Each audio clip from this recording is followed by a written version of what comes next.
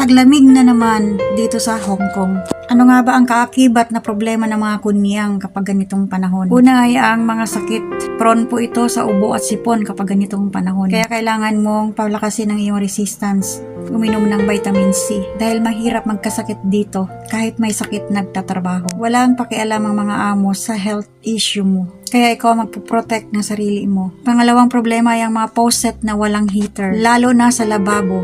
Sobrang problema ito dahil masakit sa kamay kapag sobrang lamig ang tubig na lumalabas. Ang ibang mga employer walang pakialam. Kahit gamitan mo ng guwantes ay papasok pa rin ang lamig sa loob ng iyong mga kamay. Pangatlong problema ay ang kwarto mo kapag walang heater. Hindi ka kayanin ng kumot lang ang lamig dito. Sacrifice ka na nga na walang kayakap sa pagtulog. Dagdagan pa ng sobrang lamig ng panahon. Hindi nagkikare ang amo sa'yo kung ano man ang kulang o ano man ang wala sa'yo. Ang alam nila ay ang nagbabayad sila ng sweldo mo at nagtatrabaho ka. Pang-apat na problema ay ang pagkarami-raming labas.